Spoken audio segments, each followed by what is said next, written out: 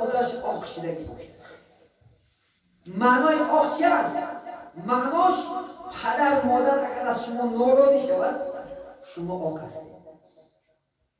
حتی که آق والدین روز قیامت همین جنتی که ما شما میگیم این یک باغ است. معنای جنت باغ است، باغی بی‌خزان.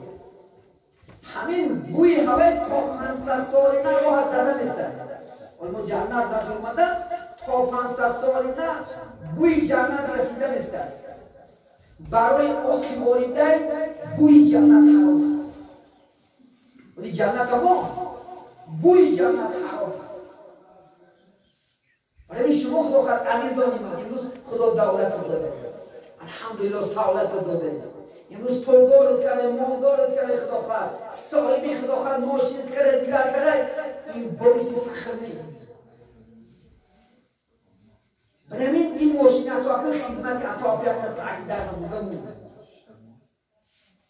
گو پنجم این ماشین شماه.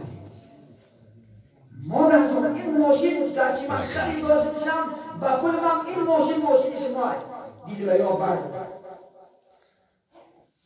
یک زمان وقتی که همین مسجد دیدم الحمدلله وقتی که انتخاب شدم پدر حیات بودم من یک لحظه پدر آبی کشه دیدم. وقتی من بالای تخت برمدم یا که امامی من اعلام کردم در نماز جمعه که امام پدر است، من امام نیستم. تا پدر حیات هستم امام برام همینا است. پدر آبوی رو دست جاری میشه در چی رو امام نبودم، امام نشدنم، لیکن خدا خواهد باعث یک سخن سبب خسنی رای ها بود. الحمدلله یعنی خدا خواهد کاری کنی که پدر راضی باشد، کاری کنی که مادر راضی باشد.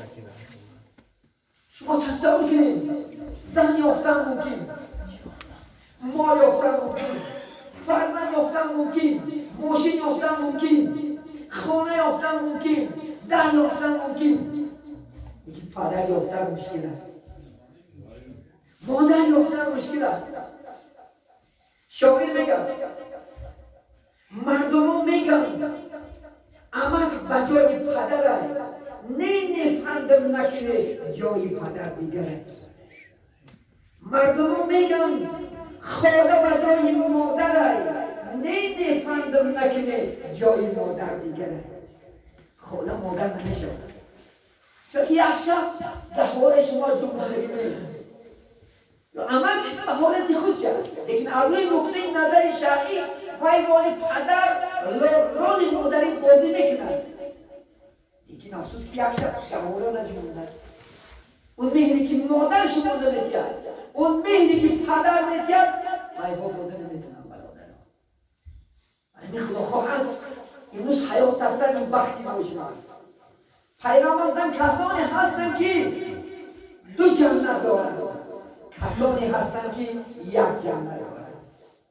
اصحاب پرسیدند که یا رسول الله این دو جنت چی است؟ گفتند کسی که هم